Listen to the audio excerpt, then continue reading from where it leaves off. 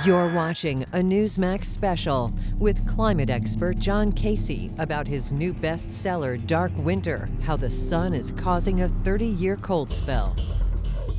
As recent winters break record after record for snow and sub-zero temperatures, the global warming consensus is starting to melt away, making room for a new understanding of climate change. If predictions of a solar minimum causing intense cold prove true, how should people prepare for a cooling planet? One of the other very important frequent questions I get during my presentations around the country is, okay, we accept what you're saying, but what do we do to prepare for this new cold era? The first thing we need to do is cross an intellectual bridge, a very difficult bridge that transitions from the 30 years of global warming propaganda to a reality based on science and the most reliable science that tells us what's coming. Step number 2 entails studying history. Learn what happened in the last solar hibernations, the Dalton minimum, the Maunder minimum, the Little Ice Age. Study what people did, how they got through it, and how they reacted. And that will give you a good sense. The clear problem that begins, however, is one of food shortage. Unquestionably, that's the main ill effect of these cold eras, because the crops simply die. So what does that mean? It means that we've been able to grow crops at a much higher latitude than we've ever been able to. More crops at a higher latitude. Both of those components are going to disappear as the cold goes further south, as crops have to move further south to adapt. So what do? It means we better have our own food storage on hand. I recommend a 1-year food supply. Be prepared to defend your home and your food supply. When we look back in history, when the food riots began, neighborhoods were destroyed, farms were destroyed, food granaries were destroyed. People would do anything back then to get food. That included killing their neighbors. We need to face the harsh reality of what people become when they start to starve. It's probably one of the worst lessons of history, but it's a lesson, unfortunately, our modern world will have to face in the coming times. These solar changes will have a cataclysmic impact on Earth and lead to catastrophe for humans who do not prepare. Still, there is optimism. Optimism comes from knowing what's coming, being prepared, being informed. It's far worse than being told that the Earth is going to warm, when in fact just the opposite is happening. Fortunately, people are now starting to listen to me since all of the predictions I made have come to pass. I want to expand on that. I want to get everyone aware that a new cold era will be coming. And make sure you get your copy of John Casey's just-released bestseller, Dark Winter, available at bookstores everywhere. Or check out our free offer at newsmax.com/darkwinter. Not the weather extremes that's important, it's the trend lines. And trend lines are clearly showing we're heading into a cold era.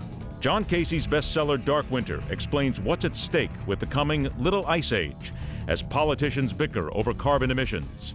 It was never about the science to start with. It was always a political agenda. What were you thinking?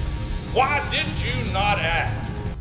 John Casey is a highly credentialed scientist and engineer who has stood up to the establishment on global warming. He sees solar cycles as the primary driver of climate change, not carbon emissions. Casey's controversial new bestseller, Dark Winter, argues that global warming has ended and a new, more ominous threat faces humanity. According to NASA and NOAA's own science data and their satellite data that we monitor, the Arctic and the Antarctic are both getting colder. Sea ice is growing rapidly, and so the reality is quite different between what the warmists have predicted and what is really happening with our climate. It's very, very difficult, in my opinion, to try to insist and suggest that carbon dioxide, even as of today, when we emit this carbon dioxide, is going to drive the climate system. It's a complete false picture. Climate change or climate variation occurs all the time, as it has for millions of years.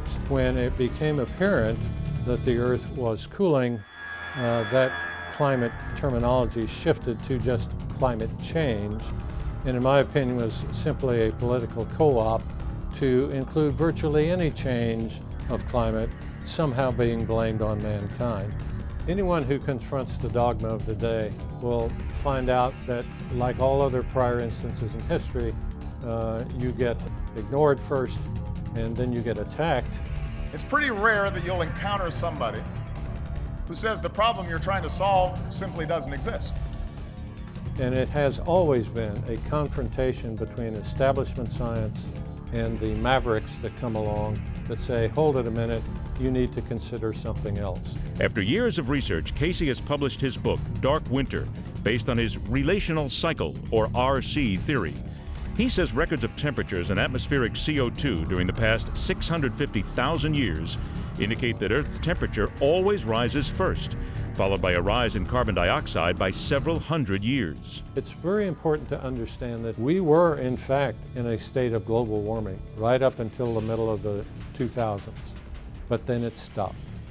It stopped because the sun stopped it.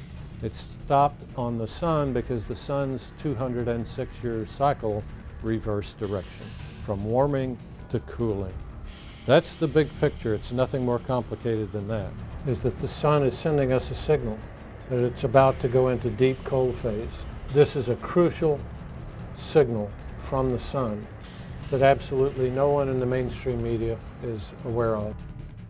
Millions of Americans are turning to Newsmax TV on DirecTV 349, Dish 223, and Verizon Fios 115. Online at NewsmaxTV.com, Roku, or Google TV. With our free app from your iPhone or Android. So watch Newsmax TV now.